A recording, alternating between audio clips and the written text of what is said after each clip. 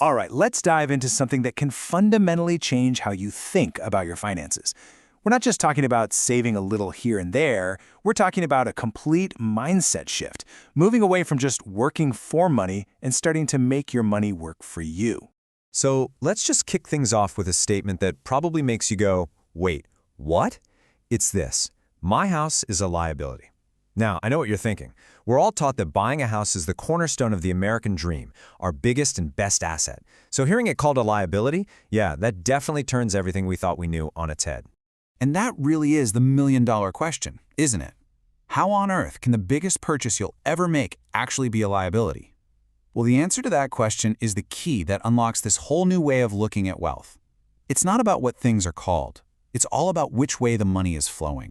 To really get this, we first have to talk about a trap that so many of us fall into, often without even realizing it.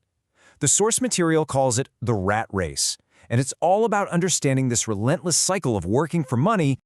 So what exactly is the rat race? Well, it's this pattern, this loop you get stuck in. You go to work, you earn a paycheck, and then that money immediately flows right back out to pay the mortgage, the car payment, the bills, the groceries. It creates this endless cycle of dependency on your job because you're always just one paycheck away from falling behind. Sound familiar? Let's just visualize the cash flow for a second. For most people, income comes in from their job, and then it goes right back out. It's like a revolving door. Taxes take a slice, then rent or a mortgage payment, food, transportation, all the costs of just living. By the end of the month, there's usually not much, if anything, left.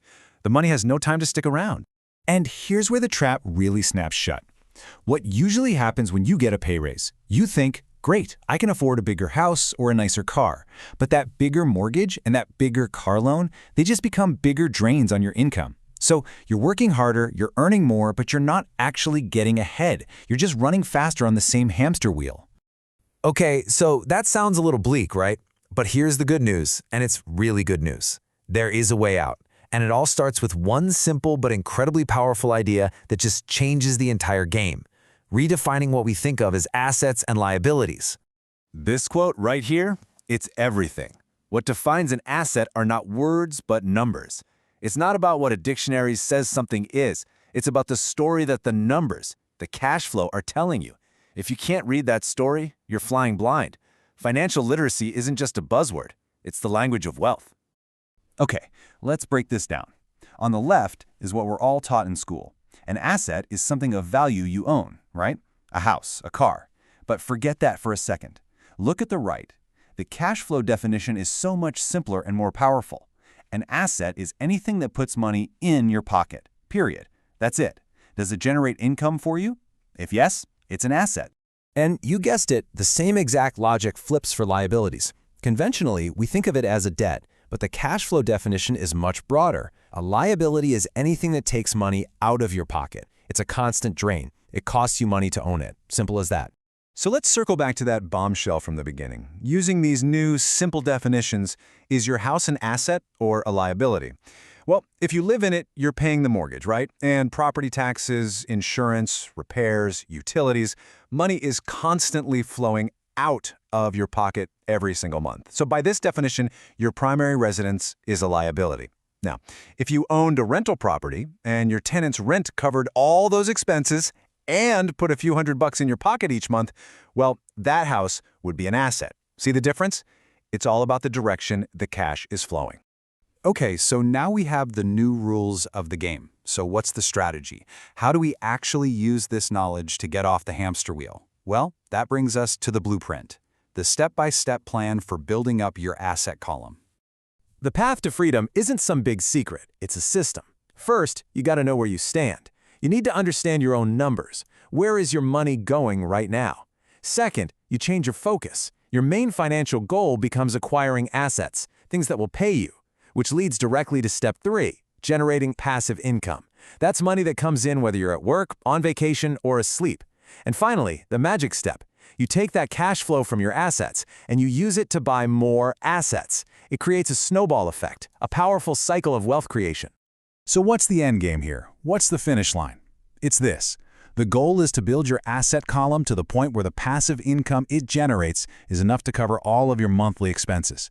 When your assets pay your bills, you are no longer chained to a job. You work because you want to, not because you have to. That is what financial freedom really is. So what kind of assets are we even talking about? Well, there are a lot of options. You've got dividend-paying stocks, where companies literally send you a check just for being a shareholder. You've got rental properties, which we talked about. You could create a business that's systematized to run without your constant attention. You could even get into more advanced things like option strategies or lending money through promissory notes. The key is, all of these are designed to put cash in your pocket.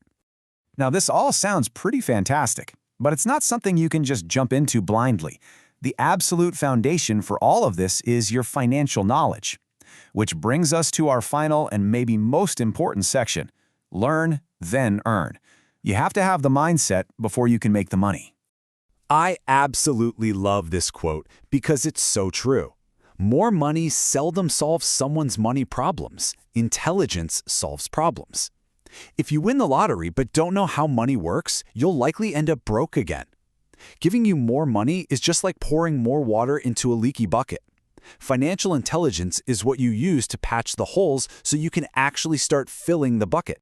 And this brings us to a huge mental shift around the idea of risk. Most people are taught to just play it safe, to avoid risk at all costs. But an investor's mindset is totally different. It's not about avoiding risk, it's about learning how to manage it. Think about it. You can't stop a storm from happening at sea, but you can learn how to build a better boat and read the weather charts. It's about being prepared and educated, not about being scared. So what do you need in your toolkit to get started? Number one, first and foremost, is education. Read books, listen to talks, like this one. Find people who know more than you. Next, you need good analytical tools to help you find and evaluate opportunities. Then you need the actual vehicle, like brokerage accounts, to put your strategy into action. And finally, you absolutely need a plan, a written down blueprint. You wouldn't build a house without one, so why try to build your financial future that way? And this last piece of the mindset is crucial. For winners, losing inspires them. For losers, losing defeats them. Listen, you are going to make mistakes. You might lose money on an investment. It happens to everyone.